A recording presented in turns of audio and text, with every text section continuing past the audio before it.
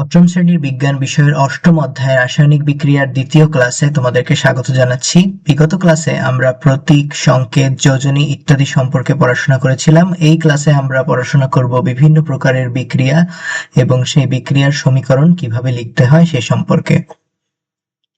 রাসায়নিক বিক্রিয়া কাকে বলে সবার আগে তাই বলে দেই। যে প্রক্রিয়ায় এক বা একাধিক পদার্থ পরিবর্তিত হয়ে নতুন ধর্মবিশিষ্ট নতুন পদার্থে পরিণত হয় তাকে রাসায়নিক বিক্রিয়া বা কেমিক্যাল রিঅ্যাকশন বলে। তাহলে এক বা একাধিক পদার্থ রাসায়নিক বিক্রিয়ায় অংশগ্রহণ করে এবং তারা পরিবর্তিত হয়ে নতুন কিছু পদার্থে পরিণত হয়। যেসব পদার্থ বিক্রিয়ায় অংশগ্রহণ করে তাদেরকে বলা হয় বিক্রিয়ক, আর যে সকল পদার্থ তৈরি হয় তাদেরকে বলা হয় উৎপাদ বা বিক্রিয়াজাত পদার্থ। তাহলে উৎপাদ বিক্রিয়া করে বিক্রিয়ক বিক্রিয়া করে উৎপাদে পরিণত হয়। যেমন একটা উদাহরণ হচ্ছে, চুনা পাথরকে তাপ দিলে চুন তৈরি হয় এবং বাতাসে কার্বন ডাই অক্সাইডও নির্গত হয়। চুনা পাথর নিয়ে যদি তুমি তাপ দাও তাহলে সেটা কিন্তু চুনে পরিণত হয়। এভাবেই চুন তৈরি করা হয়। তাহলে আগে যে পদার্থটি তোমাদের কাছে ছিল সেটা ছিল ক্যালসিয়াম কার্বনেট বা চুনা পাথর। চুনা পাথরকে যখন তাপ দেওয়া হলো সেটা ক্যালসিয়াম কার্বনেট থেকে অক্সাইডে পরিণত হলো এবং একটা কার্বন ডাই অক্সাইড অণু উৎপন্ন হলো। ঠিক আছে, একটা জিনিস খেয়াল করো, বিক্রিয়ায় পূর্বে যেমন একটা ক্যালসিয়াম ছিল পরেও তেমন একটা ক্যালসিয়ামই আছে। আগে যেমন একটা কার্বন ছিল পরেও একটা কার্বনই আছে। আগে যেমন তিনটা অক্সিজেন পরমাণু ছিল পরেও কিন্তু তিনটা অক্সিজেন পরমাণুই আছে। ক্যালসিয়াম অক্সাইডে একটা, বাকি দুইটা কার্বনের সাথে গিয়ে কার্বন ডাই অক্সাইড তৈরি করেছে। অর্থাৎ রাসায়নিক বিক্রিয়ায় কিন্তু নতুন করে কোনো কিছু সৃষ্টি হয় না, কেবল যে পরমাণুগুলো ছিল সেগুলোর রিঅ্যারেঞ্জমেন্ট ঘটে, সেগুলো নতুন করে নতুন বিন্যাসে সাজে। কাজেই নতুন কোনো পদার্থ সৃষ্টি হয় না সত্যিকার অর্থে, বরং আগের পরমাণুগুলোই রিঅ্যারেঞ্জমেন্ট ঘটায়। ঠিক আছে, তাহলে ক্যালসিয়াম কার্বনেট এই বিক্রিয়ায় বিক্রিয়ক এবং ক্যালসিয়াম অক্সাইড এবং ক্যালসিয়াম কার্বনেট হচ্ছে উৎপাদ। আচ্ছা, আমরা যে সমীকরণ লিখি গণিতে তার একটা বাম পক্ষ থাকে, ডান পক্ষ থাকে। রাসায়নিক বিক্রিয়াকেও সমীকরণের মতো করে বিভিন্ন চিহ্নের সাহায্যে উপস্থাপন করা যায়।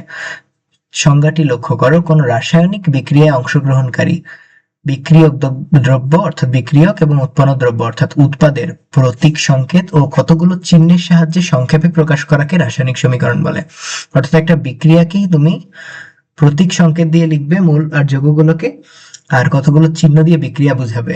এইভাবে সমীকরণ মানে একটা বিক্রিয়াকে লেখার পদ্ধতিকে আমরা বলি রাসায়নিক সমীকরণ। যেমন জিঙ্কের সাথে সালফিউরিক অ্যাসিড বিক্রিয়া করলে হাইড্রোজেনকে জিঙ্ক সরিয়ে জিঙ্ক সালফেট এবং হাইড্রোজেন গ্যাস তৈরি করে।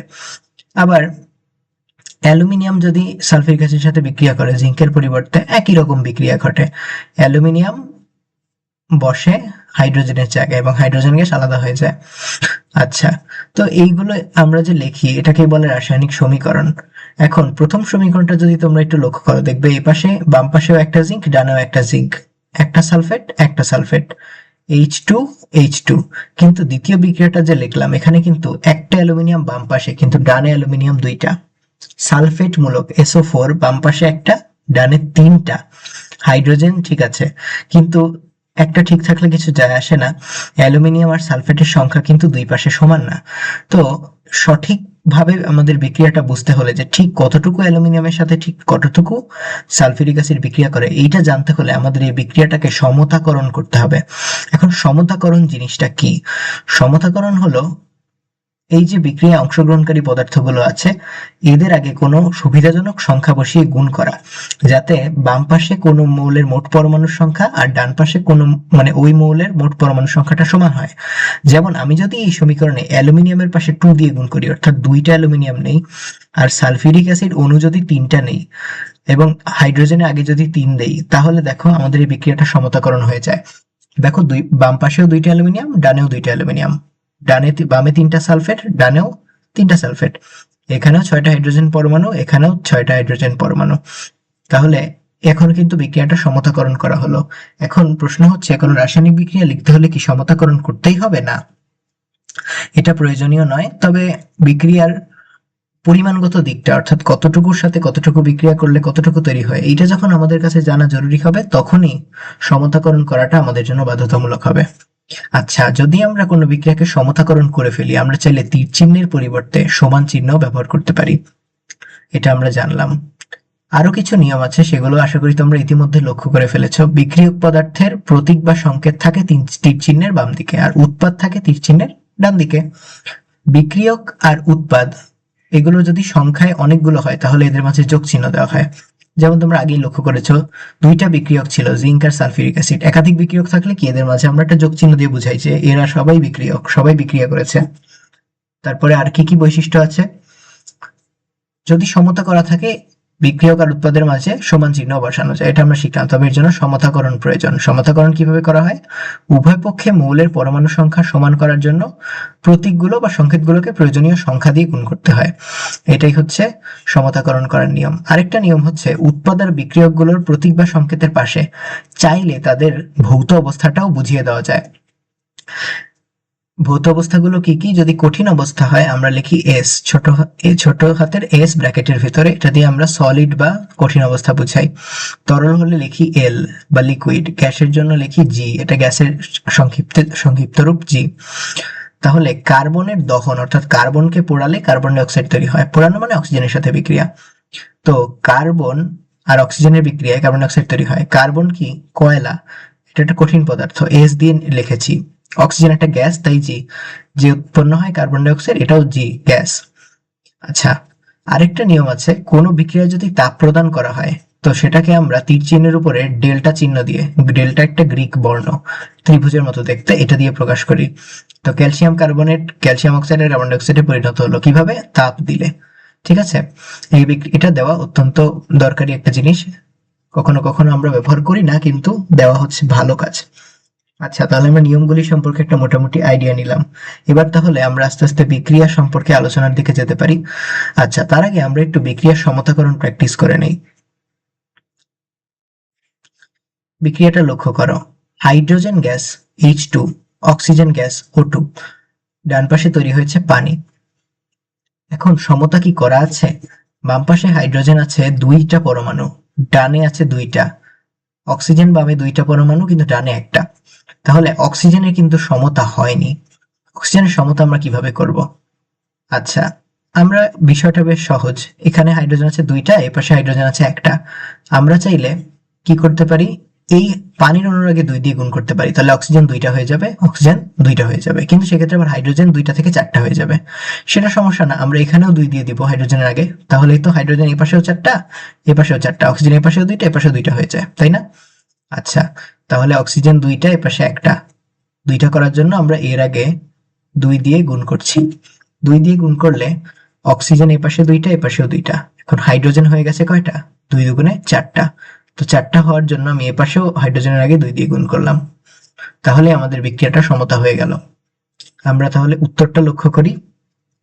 হ্যাঁ, আমাদের উত্তর কিন্তু ঠিক আছে। আরেকটা প্র্যাকটিস করা যাক। সোডিয়ামের সাথে অক্সিজেনের বিক্রিয়ায় সোডিয়াম অক্সাইড তৈরি হয়। এখন লক্ষ্য করো, এই পাশে সোডিয়াম আছে একটা, এই পাশে সোডিয়াম 2টা। তাহলে আমরা কি করব, সোডিয়ামের আগে একটা 2 দিয়ে দেব। আচ্ছা, এটা আমাদের মাথায় থাকলো। অক্সিজেন কিন্তু এই পাশে 2টা, এই পাশে একটা। তাহলে কি করব, এই পাশে অক্সিজেন 2টা, এই পাশে একটা, তার মানে কি এখানে 2 দিয়ে গুণ দিব। দেখো, আমাদের সামনে 2টা অপশন আছে, আমরা 2টা মধ্যে যে কোনো একটা উপায়ে শুরু করতে পারি। মনে রাখবে, এই জিনিসটা শিখে রাখলে তোমরা বিক্রিয়া সহজেই সমাধা করতে পারবে। সেটা হচ্ছে, আমরা কখনো মৌলিক পদার্থের আগে সংখ্যা বসাই না, চেষ্টা করি যথাসম্ভব আগে যৌগিক পদার্থের আগে সংখ্যা বসানোর, তাই না? দেখো, আমাদের কাছে অপশন ছিল সোডিয়ামের আগে 2 বসিয়ে এ পাশে সোডিয়াম 2টা, এ পাশে সোডিয়াম 2টা করা, কিন্তু আমরা সেটা করব না। আমরা পুরাটা পড়ে দেখবো আগে যৌগিক পদার্থের আগে লেখার কোনো অপশন আছে নাকি। যেমন অক্সিজেনটা দেখো, এখানে আছে 2টা, এখানে একটা, তো আগে 2 দিয়ে গুণ দিলে অক্সিজেনটা সমান হয়ে যায়। তো করলাম সমান, তো অক্সিজেন হয়ে গেল 2টা, এপাশে 2টা, এপাশে 2টা। দেখো তো এই পাশে সোডিয়াম এখন কয়টা, তুমি যখন অক্সিজেন সমান করে ফেলে সোডিয়াম কিন্তু ফিক্স হয়ে গেল ডান পাশে, তুমি কিন্তু পরে আর সোডিয়াম চেঞ্জ করতে পারবে না। তো এখন সোডিয়াম আছে কয়টা, টোটাল 4টা। তো এই পাশে একটা সোডিয়াম, এর আগে যদি 4 দিয়ে গুণ করি তাহলেই তো আমার হয়ে যায়, তাই কি না? হ্যাঁ, সেটাই আমাদের উত্তর। এবার এই বিক্রিয়াটা লক্ষ্য করো, নাইট্রোজেন 2টা 2টা, ঠিক আছে, অক্সিজেন 2টা 5টা। এই ক্ষেত্রে কি করব, আমরা তো গুণ করে সমান করে দিতে শিখেছিলাম। আমরা দেখতাম এক পাশে গুণ করে দিলেই সমান হয়ে যায়, কিন্তু এখানে দেখো আমরা এক পাশে গুণ করে সমান করতে পারবো না অক্সিজেনকে। এই পাশে অক্সিজেন 2টা, এই পাশে 5টা, তাহলে কিভাবে সমান হবে? আচ্ছা, আমরা এটা গণিতে দেখেছি অপনয়ন পদ্ধতিতে। আমরা বিভিন্ন চলকের সহগ সমান করতাম কিভাবে, তাদের লসাগুতে পরিণত করার মাধ্যমে। তাহলে 2 আর 5 এর লসাগু কত? 2 আর 5 এর লসাগু হচ্ছে 10। তাহলে আমি যদি এখানে 5 দিয়ে গুণ করি তাহলে 10টা হয়ে যায়, এপাশে 2 দিয়ে গুণ করলে 10টা হয়ে যায়। তাহলে তাই করি, এপাশে 2 দিয়ে গুণ, এপাশে 5 দিয়ে গুণ। তাহলে এপাশে 10টা অক্সিজেন, এপাশেও 10টা অক্সিজেন। এখন নাইট্রোজেনের সংখ্যা কত ফিক্স হয়ে গেল? 2 দুগুণে 4। তো এখানে 2টা আছে, আগে 2 দিয়ে গুণ করলে আমার কাজ হয়ে যায়। দেখো তাই কিনা? হ্যাঁ, সেটাই আমাদের উত্তর। শেষ উদাহরণ, অ্যালুমিনিয়ামের সাথে ব্রোমিনের বিক্রিয়া অ্যালুমিনিয়াম ব্রোমাইড তৈরি হয়। বাম পাশে অ্যালুমিনিয়াম একটা, ডানেও একটা, বাম পাশে ব্রোমিন 2টা, ডানে 3টা। তাহলে এবার আমরা ব্রোমিন সমান করব কিভাবে? ব্রোমিন 2টা 3টা, তো 2 কে কোনোভাবে গুণ করে 3 বানানো যায় না, 3 কেও কোনোভাবে গুণ করে 2 বানানো যায় না, এটি পূর্ণ সংখ্যা, তাই না? তাহলে আমরা লসাগুতে পরিণত করার চেষ্টা করব। 2 আর 3 এর লসাগু 6, তো 3টা 2 এর পাশে দিব আর 2টা দিব 3 এর পাশে। তাহলে আমাদের ব্রোমিন 6টা হয়ে গেল। তাহলে কি হলো? অ্যালুমিনিয়াম সংখ্যা ফিক্স হয়ে 2টা হয়ে গেল। এখানে আমরা সেই অ্যালুমিনিয়াম সংখ্যাটা বসিয়ে দিব। তাহলে কিন্তু আমাদের বিক্রিয়াটা সহজেই সমতা করা গেল। এইভাবে প্র্যাকটিস করলে তোমরা সমতা করতে শিখবে ধীরে ধীরে। ঠিক আছে, এটা নিয়ে এখনই খুব বেশি মাথা ঘামানোর দরকার নেই, কারণ সমতা শেখার জন্য তোমাদের সামনে আসলে অনেক সময় বাকি আছে। তবে একবার শিখে নিলে এটা তোমাদের জন্য ভালো। আচ্ছা, এবার আমরা সত্যিকারের রাসায়নিক বিক্রিয়ার প্রকারভেদ সম্পর্কে পড়া শুরু করব। রাসায়নিক বিক্রিয়া বিভিন্ন প্রকারের হয়, তার মধ্যে বিভিন্ন প্রকার আমরা দেখি। একটা হচ্ছে সংযোজন। সংযোজন মানে বুঝতেই পারছো, 2টা জিনিস থাকবে, এদের মধ্যে প্লাস হয়ে আরেকটা একটা মাত্র উৎপাদ তৈরি হবে, এটাই হচ্ছে সংযোজন। আরেকটা হচ্ছে বিযোজন, এটা সংযোজনের ঠিক উল্টা। একটা বিক্রিয়ক থাকবে, এটা থেকে একাধিক উৎপাদ তৈরি হবে। ঠিক আছে। আচ্ছা, তারপরে হচ্ছে প্রতিস্থাপন। এটা উদাহরণ না দেখলে বোঝা একটু কঠিন। মানে একটা পরমাণু বা মূলক আরেকটা পরমাণু বা মূলককে সরিয়ে দিয়ে বসবে, এটাই হচ্ছে প্রতিস্থাপন। পরে আমরা দেখব দহন হচ্ছে, জেনে রাখো, এটা হচ্ছে অক্সিজেনের সাথে সংযোজন বিক্রিয়া। এটা কি? অক্সিজেনের সাথে সংযোজন বিক্রিয়া, এর মাধ্যমে অক্সাইড তৈরি হয়, এটা হচ্ছে দহন। আর প্রশমন হচ্ছে 2টা ভিন্নধর্মী পদার্থ একে অপরকে ব্যালেন্স করে দিবে, এটাকে আমরা বলি প্রশমন বা নিউট্রালাইজেশন। ঠিক আছে, এটা ঘটে অ্যাসিড এবং ক্ষারের ভিতরে। অ্যাসিড এবং ক্ষার বা ক্ষারক, ক্ষারক বলাটা বেশি সঠিক, অ্যাসিড এবং ক্ষারকের ভিতরে, অ্যাসিড এন্ড বেসের ভিতরে। ঠিক আছে, তো একে একে এদের সংজ্ঞা উদাহরণ আমরা পড়ব। সংযোজন বিক্রিয়া, সংযোজনকে বলা হয় অ্যাডিশন। সংজ্ঞাটাকে লক্ষ্য করো, যে রাসায়নিক বিক্রিয়ায় একের অধিক রাসায়নিক পদার্থ যুক্ত হয়ে একটি মাত্র উৎপাদ তৈরি করে তাকে সংযোজন বিক্রিয়া বলে। তোমাদের বইয়ে 3টা উদাহরণ দেওয়া আছে। লোহার গুঁড়া তার সাথে সালফার যোগ করে যদি উত্তপ্ত করো তাহলে গাঢ় ধূসর বর্ণের ফেরাস সালফাইড তৈরি হয়। খেয়াল করো, এটা সালফাইড, এখানে ড আছে, এটা কিন্তু সালফাইড না। ঠিক আছে, সালফাইড হচ্ছে SO3, এটা যৌগমূলক, কিন্তু এটা সালফাইড, শুধু সালফার। তাহলে লোহার সাথে সালফার যোগ করে উত্তপ্ত করলে ফেরাস সালফাইড তৈরি হয়। সিম্পল, এটা মনে রাখতে হবে, এবং মনে রাখার উপায় তোমাদেরকে আমি বলে দেবো শীঘ্রই। একইভাবে তুমি যদি লোহার পরিবর্তে অন্য একটা ধাতু নাও, জিঙ্ক, তাহলে কি হবে? জিঙ্ক আর সালফার মিলে জিঙ্ক সালফাইড। যোজনী অনুযায়ী দেখো, ঠিক আছে, জিঙ্কের যোজনী 2, সালফারেরও 2, একটা যোজনী সম্ভব, তো জেনে নেস। আয়রনের একটা যোজনী আছে 2, সালফারের একটা যোজনী আছে 2, সেটা দিয়ে হবে ফেরাস সালফাইড। আচ্ছা, আরেকটা বিক্রিয়া আছে, সেটা হচ্ছে অ্যামোনিয়ার সাথে হাইড্রোক্লোরিক অ্যাসিড যোগ করলে অ্যামোনিয়াম ক্লোরাইড তৈরি হয়। একটু লক্ষ্য করো, অ্যামোনিয়া, আমরা জানি একটা আয়ন আছে বা একটা যৌগমূলক আছে, সেটা হচ্ছে অ্যামোনিয়াম, NH4+। তো এই যে হাইড্রোজেন আয়নটা হাইড্রোজেন ক্লোরাইডের ভিতরে আছে, এই হাইড্রোজেন আয়নটা অ্যামোনিয়ার কাছে যায়, গিয়ে তার সাথে যুক্ত হয়ে অ্যামোনিয়াম আয়নে পরিণত হয়। আর এই যে ক্লোরিন আয়নটা একা রয়ে যায়, এটা তো Cl-, তো প্লাস আর মাইনাস কি করে? একে অপরকে আকর্ষণ করে করে অ্যামোনিয়াম ক্লোরাইডে পরিণত হয়। ঠিক আছে, কিভাবে ঘটে বিক্রিয়াটা তার সম্পর্কে আমি তোমাদের একটা আইডিয়া দিলাম, এবং বিক্রিয়াগুলি আসলে অনেকবার লিখলেই আমরা মনে রাখতে পারি সহজেই। তাহলে বিক্রিয়াটা কি? অ্যামোনিয়ার সাথে, অ্যামোনিয়া একটা গ্যাস NH3, এটার সাথে হাইড্রোক্লোরিক অ্যাসিডের বিক্রিয়ায় NH4Cl বা অ্যামোনিয়াম ক্লোরাইড তৈরি হয়। আচ্ছা, সংযোজন সম্পর্কে আলোচনা শেষ। এবার আমরা বিযোজন বিক্রিয়া পড়ব। যে রাসায়নিক বিক্রিয়ায় একটি পদার্থ ভেঙে একাধিক পদার্থে পরিণত হয় তাকে বিযোজন বলে। বিযোজন হচ্ছে সংযোজনের বিপরীত বিক্রিয়া, তাই না? উল্টা। আমরা সবার শুরুতে একটা বিক্রিয়া দেখেছিলাম, সেটা হচ্ছে চুনা পাথরকে তাপ দিলে চুন তৈরি হয়, অর্থাৎ ক্যালসিয়াম কার্বনেটকে তাপ দিলে ক্যালসিয়াম অক্সাইড তৈরি হয় এবং সাথে কার্বন ডাইঅক্সাইড তৈরি হয়। এটাই বিযোজনের একটা উদাহরণ। ক্যালসিয়াম কার্বনেটকে তাপ দিলাম, ক্যালসিয়ামের অক্সাইড তৈরি হলো এবং কার্বন ডাই অক্সাইড গ্যাসটা তৈরি হলো। এখানে আমরা ডেল্টা চিহ্ন দিয়েছি কেন? বিক্রিয়া তাপ দেওয়া হয়েছে এটা বোঝানোর জন্য, বুঝছো? আচ্ছা, একইভাবে খেয়াল করো, ক্যালসিয়ামের জায়গায় যদি কপার থাকে তাহলে কপার কার্বনেট হয় যৌগটা। তো কপার কার্বনেটকে তাপ দিলে কার্বন ডাই অক্সাইড এক্ষেত্রেও তৈরি হয়, ঠিক আছে? আর ক্যালসিয়াম অক্সাইডের পরিবর্তে কি তৈরি হয়? কপারের অক্সাইড। আচ্ছা, এখান থেকে আমরা এই বিক্রিয়াটা কিভাবে ঘটে সেটা সম্পর্কে একটা আইডিয়া পাচ্ছি। কার্বনেটের কে তাপ দিলে কার্বন ডাই অক্সাইড তৈরি হয়, আর যেই ধাতুর কার্বনেট ছিল ওই ধাতুর অক্সাইড তৈরি হয়। এটা একটা মূল নিয়ম, এটা আমরা একটু পরেই দেখবো। এই নিয়মে আসলে আরো অনেক বিক্রিয়া লেখা যায়। আচ্ছা, তৃতীয় উদাহরণটা লক্ষ্য করো, পটাশিয়াম ক্লোরেট। আমি তোমাদেরকে বলেছিলাম আগের ক্লাসে ক্লোরেট হচ্ছে ClO3, ক্লোরেট হচ্ছে ClO3। তো পটাশিয়াম ক্লোরেট KClO3, এদের উভয়েরই যোজনী এক, পটাশিয়ামের যোজনী এক, ক্লোরেটের এক, তাই সংকেত KClO3। তো ক্লোরেটকে তাপ দিলে কি হবে? মনে রাখবে, কার্বনেটকে তাপ দিলে যেমন কার্বন ডাই অক্সাইড হয়, ক্লোরেটকে তাপ দিলে অক্সিজেন হয়। এই বিক্রিয়াটা অনেক শিক্ষণীয়, কারণ তোমরা এই বিক্রিয়ার সাহায্যে চাইলে ল্যাবরেটরিতে অক্সিজেন তৈরি করতে পারবে, এবং অক্সিজেন তৈরি করা আমাদের জন্য খুব দরকারি জিনিস, তাই না? কখনো কখনো আমাদের দরকার হয়। তো ক্যালসিয়াম ক্লোরেট, সরি, পটাশিয়াম ক্লোরেটকে তুমি যদি তাপ দাও, ক্লোরেট থেকে তৈরি হবে পটাশিয়াম ক্লোরাইড, অর্থাৎ একটা ক্লোরিন পটাশিয়ামের সাথে গিয়ে ক্লোরাইডে পরিণত হবে, এবং এই যে বাকি অক্সিজেন গুলো আছে সেগুলো অক্সিজেন অণু তৈরি করবে। এখন এখানে তোমরা লক্ষ্য করো, এই বিক্রিয়াটা কিন্তু সমতা হয় না, বাম পাশে 3টা অক্সিজেন, ডান পাশে 3টা। তো তোমরা চাইলে সমতা করার চেষ্টা করে দেখতে পারো। তো অক্সিজেন তো আগে সমান করব, এখানে 3টা এখানে 2টা, তাহলে এ পাশে 2 দিয়ে গুণ করি, এখানে 3 দিয়ে গুণ করি, ঠিক আছে? 2 আর 3, তাহলে এই পাশে অক্সিজেন হয়ে গেছে 3টা, এই পাশে 2টা ক্লোরিন 2টা পটাশিয়াম, তো এখানে KCl এর আগে 2 দিয়ে দিলেই হয়। এই যে দেখো, সমতা করা বিক্রিয়াটা, ঠিক আছে? KClO3 তাপ দিলে 2টা KCl প্লাস 3টা অক্সিজেন অণু তৈরি হয়। এর মাধ্যমে কি সমতাটা হলো। তাহলে বিযোজন বিক্রিয়া 3টা উদাহরণ আমরা দেখলাম, চুনা পাথরকে তাপ দিলে, বা কপার কার্বনেটকে তাপ দিলে, আর পটাশিয়াম ক্লোরেটকে তাপ দিলে। এই 3টা বিক্রিয়ার ভিতরে বিযোজন সীমাবদ্ধ না, আমি তোমাদেরকে আরো কিছু উদাহরণ দেখাচ্ছি। জাস্ট বিক্রিয়াগুলো কিভাবে ঘটে আমি একটু আগেই বললাম। ধাতুর কার্বনেটকে তাপ দিলে আসলে কি হয়? বিযোজিত হয়, কি তৈরি হয়? ধাতুর অক্সাইড আর কার্বন ডাই অক্সাইড তৈরি হয়। ক্যালসিয়াম কার্বনেট আর ক্যালসিয়াম তাপ দিলে হয় ক্যালসিয়াম অক্সাইড আর CO2। এখানে কিন্তু প্রত্যেকটা বিক্রিয়ার উপরে ডেল্টা দেওয়া উচিত, ঠিক আছে?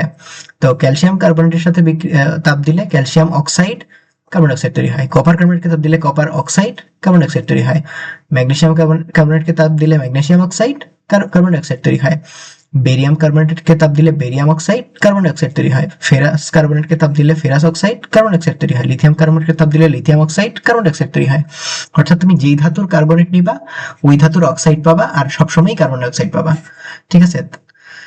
তবে তোমরা যারা একটু বেশি জানতে চাও তাদেরকে বলে রাখি, এটা আসলে সব ধাতুই দেয়, সব ধাতুর কার্বনেটই দেয়, শুধু গ্রুপ একে লিথিয়াম বাদে বাকিরা দেয় না। অর্থাৎ ওই যে লিথিয়ামের পরে কারা আছে, লিনা, কে, রুবি, ঠিক আছে, সোডিয়াম, পটাশিয়াম, রুবিডিয়াম, ওরা দেয় না, বাকি সবাই কিন্তু দেয়। তবে এর উপর সবার উপরে যে আছে হাইড্রোজেনের পরে লিথিয়াম, ও আবার দেয়, এই যে এখানে আমরা দেখাইছি।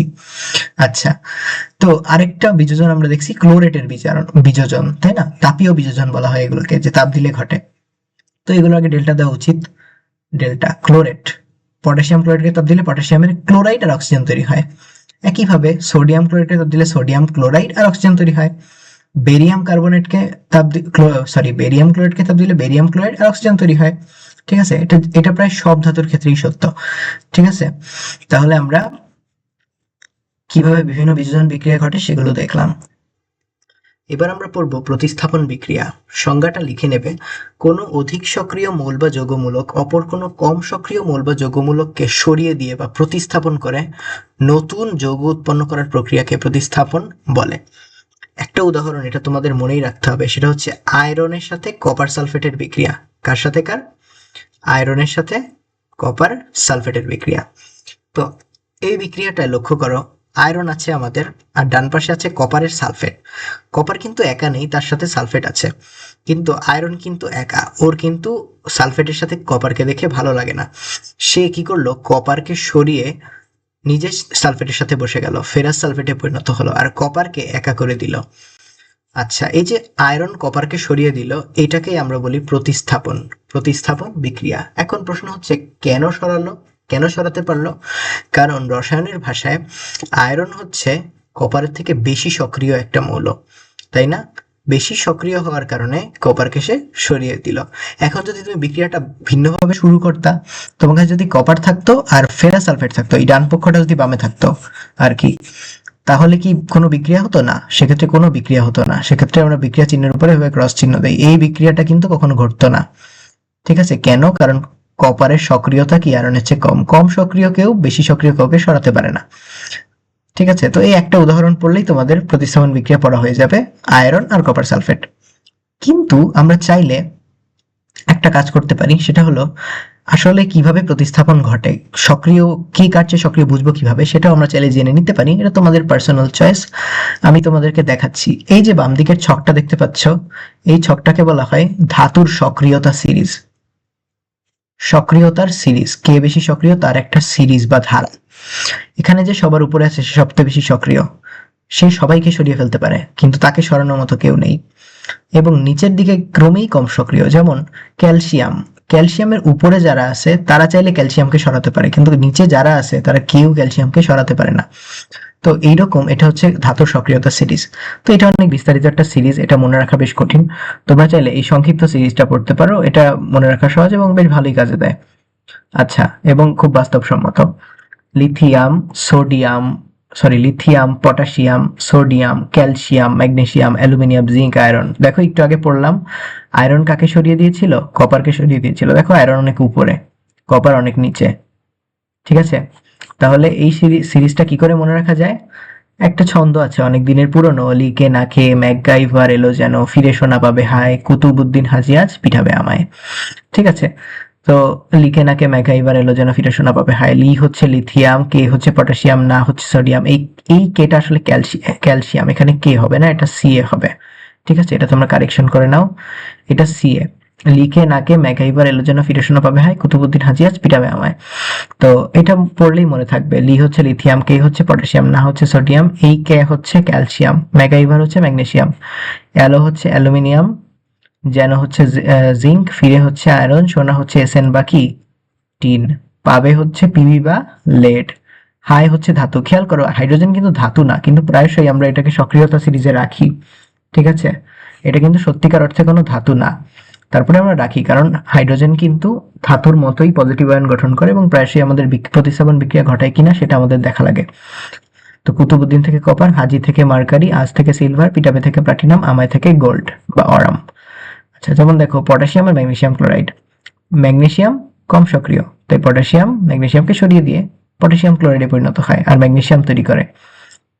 ক্যালসিয়াম আয়রনের থেকে সক্রিয়, এই দেখো অনেক উপরে অবস্থান, তো আয়রনকে ক্যালসিয়াম সরিয়ে দেয়, সরিয়ে দিয়ে কি করে ক্যালসিয়াম সালফেট আর লোহা আয়রন উৎপন্ন করে। একইভাবে জিঙ্ক হাইড্রোজেনকে সরিয়ে দিতে পারে, কিন্তু বিপরীত সিরিয়ালে যদি নেও বিক্রিয়াগুলি হয় না। যেমন জিঙ্ক বেশি সক্রিয়, কপার কম সক্রিয় হয়ে কোনো বিক্রিয়া ঘটাতে পারবে না, তাই আমরা লিখি নো রিয়াকশন। একই কথা জিঙ্কের ক্ষেত্রে, টিনের ক্ষেত্রেও তাই। টিন অনেক কম সক্রিয়, অনেক নিচে এর অবস্থান। ঠিক আছে, এরপরে আমরা পড়ব দহন বিক্রিয়া। কোনো মৌল বা যৌগকে বাতাসের অক্সিজেনের উপস্থিতিতে পুড়িয়ে তার উপাদান মৌলের অক্সাইডে পরিণত করার প্রক্রিয়াকে দহন বিক্রিয়া বলে। যেমন ম্যাগনেসিয়ামের দণ্ড যেটাকে বলে ম্যাগনেসিয়াম রিবন, সেটাকে যদি তুমি আগুনে উত্তপ্ত করো, এটা অনেক জোরে জ্বলতে শুরু করে, ছায়ের মতো একটা যৌগ একটা পদার্থ তৈরি করে, এটাকে বলা হয় ম্যাগনেসিয়াম অক্সাইড। ম্যাগনেসিয়ামের সাথে অক্সিজেনের বিক্রিয়া। আগুনে পোড়ানো মানে আসলে অক্সিজেনের সাথে বিক্রিয়া করে অক্সাইড তৈরি করা। এজন্য অক্সিজেন ছাড়া কিন্তু আগুন জ্বলে না, অক্সিজেনের অনুপস্থিতিতে কোনো দহন সংগঠিত হতে পারে না। আচ্ছা, এটা তো একটা ধাতুকে আমরা দহন করলাম, ধাতু পোড়ালাম, অধাতুকেও তো পোড়াতে পারি। যেমন সালফারকে যদি আমরা দহন করি, সালফার ডাইঅক্সাইড তৈরি হয়। বেশি অক্সিজেনের সাথে বিক্রিয়া করলে SO3ও তৈরি হতে পারে, ট্রাইঅক্সাইডও হতে পারে। এটা বিক্রিয়ার পরিবেশ এবং তুমি কিভাবে বিক্রিয়াটা ঘটাচ্ছ তার উপর কিছুটা নির্ভর করে। তাহলে দুইটা দহন বিক্রিয়া আমরা দেখলাম। আচ্ছা, দহন বিক্রিয়া কি তৈরি হয় আসলে? মৌলের অক্সাইড তৈরি হয়। কার্বনের দহন, অর্থাৎ কার্বন কোত্থেকে আসে? কয়লা বা অন্য কিছু একটা দহন করলে কি হবে? কার্বনের অক্সাইড তৈরি হবে। একইভাবে হাইড্রোজেনের অক্সাইড, হাইড্রোজেন কিন্তু একটা গ্যাস, এটা কিন্তু একটা জ্বালানিও বটে। তো এটাকে যদি তুমি অক্সিজেনের সাহায্যে বিক্রিয়া করো বা তাপ দাও, তাহলে এটা কি পানিতে পরিণত হবে। হাইড্রোজেনের এটা তার মানে কি, পানি মূলত হাইড্রোজেনের অক্সাইড, তাই না? আচ্ছা, একইভাবে যদি আমরা আরো বিক্রিয়া করি, সোডিয়ামের সাথে অক্সিজেনের বিক্রিয়া, সোডিয়াম অক্সাইড তৈরি হবে। সোডিয়াম পোড়ালে এটা হবে, ম্যাগনেসিয়াম পোড়ালে হবে ম্যাগনেসিয়াম অক্সাইড। এখন দেখো কার্বন সালফাইড, কার্বন ডাইসালফাইড বলা হয় এটাকে বিশেষ করে। তো কার্বন ডাইসালফাইডের সাথে অক্সিজেনের বিক্রিয়া কি হবে? এখানে কার্বনও আছে, সালফারও আছে, দুইটাই হচ্ছে উপাদান মৌল। কি মৌল? উপাদান মৌল, এই যৌগের উপাদান মৌল। তো দুইটারই অক্সাইড তৈরি হবে, কার্বনের অক্সাইড তৈরি হবে, সালফারের অক্সাইড তৈরি হবে। দেখো তাই হয়েছে। দহন মানেই হচ্ছে অক্সাইড তৈরি করা। আচ্ছা, তো এটা হচ্ছে একটা হাইড্রোকার্বন। আমরা আমাদের আশপাশে যত জৈব জিনিসপাতি দেখি, কাগজ বলো, এগুলো কিন্তু সব কার্বন আর হাইড্রোজেন দিয়ে তৈরি। তো কয়টা কার্বন থাকবে, হাইড্রোজেন থাকবে, ব্যাপার না, যাই থাক আমরা এক্স ওয়াই দিয়ে লিখলাম। এটার সাথে অক্সিজেনের বিক্রিয়া কি হবে? কার্বন অক্সাইড, হাইড্রোজেন অক্সাইড, মানে কার্বন ডাইঅক্সাইড আর পানি তৈরি হবে। যেমন এই যে বিউটেন গ্যাসের বিক্রিয়া, সাথে অক্সিজেনের বিক্রিয়া। বিউটেন একটা জ্বালানি হিসেবে ব্যবহার করা হয়, এমন একটা গ্যাস। এটা দহনে কি কার্বন ডাইঅক্সাইড আর পানি তৈরি হয়।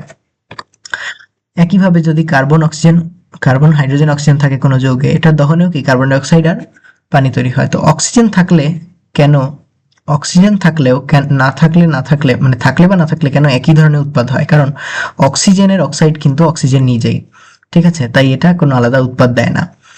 আচ্ছা, যেমন এটা কি অ্যালকোহল, এটা হচ্ছে ইথানল। ইথানল একটা জ্বালানি, ভালো জ্বালানি। এটাকে যদি তুমি অক্সিজেনের সাহায্যে দহন করো, কার্বন ডাইঅক্সাইড আর পানি তৈরি হয়, ভিতরে অক্সিজেন থাকাতে উৎপাদ বদলায় না।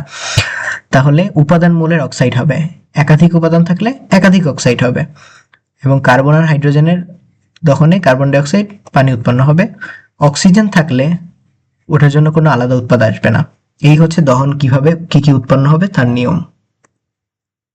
এবার হচ্ছে প্রশমন বিক্রিয়া। প্রশমনকে ইংরেজিতে বলে নিউট্রালাইজেশন। যে বিক্রিয়া দুইটা বিপরীতধর্মী পদার্থ একে অপরের সাথে বিক্রিয়া করে নিরপেক্ষ পদার্থ তৈরি করে, তাকে প্রশমন বিক্রিয়া বলে। দুইটা বিপরীতধর্মী পদার্থ বলতে বোঝায় একটা থাকে অ্যাসিড, একটা থাকে ক্ষার, আর বিক্রিয়া করে তৈরি হয় নিরপেক্ষ পদার্থ, লবণ এবং পানি। আচ্ছা, যেমন কি যে কোনো অ্যাসিড, যে কোনো ক্ষারের বিক্রিয়া, HCl আর সোডিয়াম হাইড্রোক্সাইড, হাইড্রোক্লোরিক অ্যাসিড আর সোডিয়াম হাইড্রোক্সাইড। এখন খেয়াল করো, এখানে যে সোডিয়াম আয়নটা আছে এটা কিন্তু পজিটিভ আয়ন, আর এখানে যে ক্লোরিন আছে এটা কিন্তু ক্লোরাইড, নেগেটিভ আয়ন। তো এই সোডিয়াম এর পজিটিভ, ক্লোরিন নেগেটিভ, একত্রিত হয়ে কি হবে? NaCl, sodium chloride. আর কি পড়ে থাকে? H পড়ে থাকে, OH পড়ে থাকে। H আর OH, H plus OH minus, এটা কিন্তু পানিরই নামান্তর। ঠিক আছে, খেয়াল করো, দুইটা OH মাইনাস হবে, এটা OH মাইনাস, দুইটা হাইড্রোজেন একটা অক্সিজেন, এটা মূলত পানি তৈরি করবে, এই যে পানি।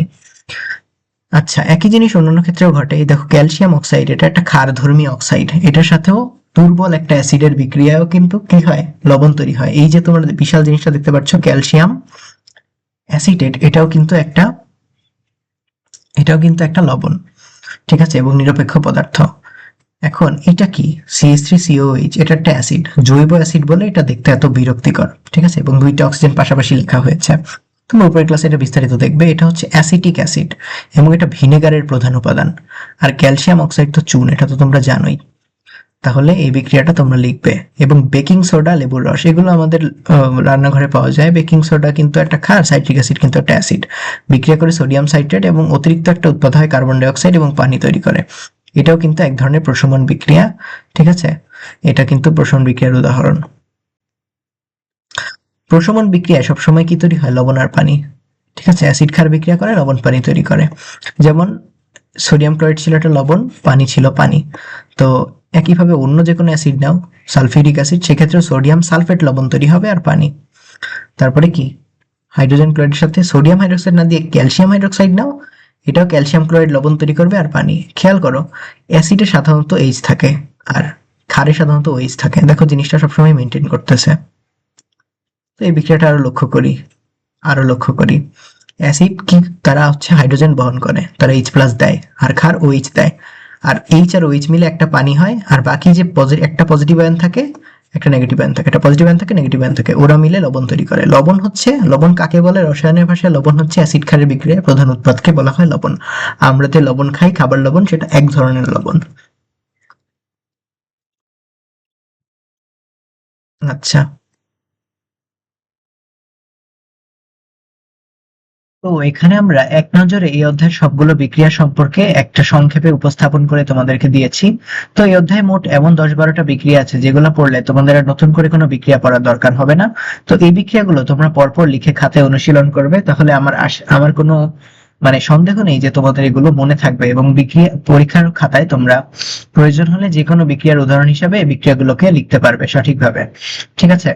তো আমরা এবার একটু নতুন কিছু পড়াশোনার দিকে যাব, সেটা হচ্ছে আমাদের চুনা পাথর, চুন এবং চুনের পানি সংক্রান্ত বিভিন্ন বিক্রিয়া। তো চুনা পাথর, চুন, চুনের পানি এই বিষয়গুলো আমাদের সামনে খুব বেশি আসে। আমরা বিভিন্ন ক্লাসে বিভিন্ন জিনিস পড়ার সময় এই জিনিসগুলো সম্পর্কে আমাদের জানা দরকার হয় এমসিকিউতে। ইভেন নর্মাল স্টুডেন্টদের জন্য এটার অনেক দরকার আছে আমি বলে মনে করি। তো এই জিনিসগুলো আসলে কি, চুনা পাথর হচ্ছে একটা খনিজ, এটা একটা পাথর, এটাকে লাইমস্টোন বলা হয় ইংরেজিতে। এটার প্রধান উপাদান হচ্ছে ক্যালসিয়াম কার্বনেট, ক্যাকো 3। ক্যালসিয়াম কার্বনেট হচ্ছে চুনাপাথরের সংকেত। তো ক্যালসিয়াম কার্বনেট বা লাইমস্টোন, এটা কিন্তু এটা শুধু যে চুনা পাথরে পাওয়া যায় তা না, এটার কিন্তু আরো প্রধান উৎস আছে, যেমন শামুক ঝিনুকের খোলস এবং ডিমের খোসা, এই জিনিসগুলোতেও কিন্তু চুনা পাথর থাকে। তাহলে চুনা পাথর কি? Calcium carbonate. ঠিক আছে, চুনা পাথর। এখন ক্যালসিয়াম কার্বনেটকে যদি তুমি উত্তপ্ত করো, এটা ডিমের খোসা থেকে হোক, চুনা পাথর নিয়ে হোক, শামুক ঝিনুক হোক, তাহলে এটা একটা বিযোজন বিক্রিয়া ঘটায়, তাপীয় বিযোজন বিক্রিয়া ঘটিয়ে কি তৈরি করে? ক্যালসিয়াম অক্সাইড এবং কার্বন ডাই অক্সাইড। খেয়াল করো, ক্যালসিয়াম কার্বনেট ক্যাকো 3 কে উত্তপ্ত করলে ক্যালসিয়াম অক্সাইড, ক্যালসিয়াম একটা অক্সিজেনের সাথে চলে যায়, আর বাকি একটা কার্বন আর দুইটা অক্সিজেন মিলে কার্বন ডাই অক্সাইড তৈরি করে। এখন যে প্রধান উৎপাদটা হইল ক্যালসিয়াম অক্সাইড, এটাকে আমরা বলি ক্যালসিয়াম অক্সাইড বা চুন। ঠিক আছে, এই ক্যালসিয়াম অক্সাইড চুন বা কুইক লাইম নামে পরিচিত। তাহলে কুইক লাইম কি? কুইক লাইম হচ্ছে চুন, চুন কুইক লাইম, এটার সংকেত কি? Calcium oxide. তাহলে চুনকে পানিতে যোগ করলে সংযোজন বিক্রিয়ার মাধ্যমে ক্যালসিয়াম হাইড্রোক্সাইড তৈরি হয়। এটা আবার আরেক ঘটনা। চুনের পানি ক্যালসিয়াম হাইড্রোক্সাইড, চুনকে পানিতে যোগ করলে সংযোজন বিক্রিয়া ঘটে, ক্যালসিয়াম হাইড্রোক্সাইড তৈরি হয়, একে আমরা বলি চুনের পানি। আচ্ছা, এই ক্যালসিয়াম হাইড্রোক্সাইড চুনের পানি নামে পরিচিত। তবে এখানে একটা জিনিস তোমাদেরকে বলে রাখি, এর অনেক নাম আছে। চুনের পানি, এটার ইংরেজি হচ্ছে লাইম ওয়াটার, এবং এটাকে বলা হয় মিল্ক অফ লাইম বা স্ল্যাকেড লাইম। আসলে সবগুলো কি এক? আসলে রাসায়নিক দৃষ্টিতে সবগুলি এক, সবগুলি ক্যালসিয়াম হাইড্রোক্সাইড। তবে একটু পার্থক্য আছে, সেটা হচ্ছে লাইম ওয়াটার বা চুনের পানি বলা হয় মূলত ক্যালসিয়াম হাইড্রোক্সাইডের সম্পৃক্ত দ্রবণকে। ঠিক আছে, সম্পৃক্ত দ্রবণ, ক্যালসিয়াম হাইড্রোক্সাইডের সম্পৃক্ত দ্রবণই মূলত চুনের পানি বা লাইম ওয়াটার নামে পরিচিত। এর আরো নাম হচ্ছে মিল্ক অফ লাইম বা স্ল্যাকেড লাইম। এটা কেমন হয়? এটা দেখতে দুধের মতো সাদা হয়। এটার ভিতরে তুমি যদি এই বিক্রিয়াটা করে চুনের ভিতরে পানি যোগ করে রেখে দাও, কিছুক্ষণ পরে তলানি পড়ে যায় এবং উপরের অংশটা পড়ে থাকে স্বচ্ছ একটা অংশ, ওইটা হচ্ছে সম্পৃক্ত দ্রবণ। ওইটার ভিতরে সবচেয়ে বেশি পরিমাণে ক্যালসিয়াম হাইড্রোক্সাইড দ্রবীভূত অবস্থায় আছে, এমন ভাবে যে এর চেয়ে বেশি আর সম্ভব না। ঠিক আছে, যেই যতটুকু একটা দ্রাবক দ্রবীভূত করা যায় একটা দ্রবণে, সেই পরিমাণে যদি থাকে কোনো দ্রবণে দ্রাবক, তাহলে আমরা সেটাকে বলি সম্পৃক্ত দ্রবণ। তো ক্যালসিয়াম হাইড্রোক্সাইডের সম্পৃক্ত দ্রবণকে আমরা বলি চুনের পানি বা লাইম ওয়াটার। এবং ক্যালসিয়াম হাইড্রোক্সাইড কিন্তু চুনের পানি, lime water, milk of lime, slaked lime সবকিছুই রাসায়নিক ভাবে ক্যালসিয়াম হাইড্রোক্সাইড বা COH2। তাহলে সংক্ষেপে বিষয়টা কি দাঁড়ালো? চুনাপাথর হচ্ছে CaCO3, ক্যালসিয়াম কার্বনেট। চুন হচ্ছে ক্যালসিয়াম অক্সাইড বা কুইক লাইম, আর চুনের পানি হচ্ছে ক্যালসিয়াম হাইড্রোক্সাইড, এর অপর নাম হচ্ছে milk of lime, lime water বা স্ল্যাকেড লাইম। আচ্ছা, তো চুন, চুনাপাথর, চুনের পানি, তিনটা জিনিস আমরা পড়লাম। চুন হচ্ছে ক্যালসিয়াম কার্বনেট, চুন চুনা পাথর হচ্ছে ক্যালসিয়াম কার্বনেট, চুন হচ্ছে ক্যালসিয়াম অক্সাইড এবং চুনের পানি হচ্ছে ক্যালসিয়াম হাইড্রোক্সাইড। তো ল্যাবরেটরিতে কেন এই জিনিসগুলো গুরুত্বপূর্ণ? চুনের পানির একটা মজার ধর্ম আছে, সেটা হলো চুনের পানি যেটা ক্যালসিয়াম হাইড্রোক্সাইড, ওইটার ভিতরে যদি তুমি কার্বন ডাই অক্সাইড চালনা করো, এই চুনের পানিটা ঘোলাটে হয়ে যায়।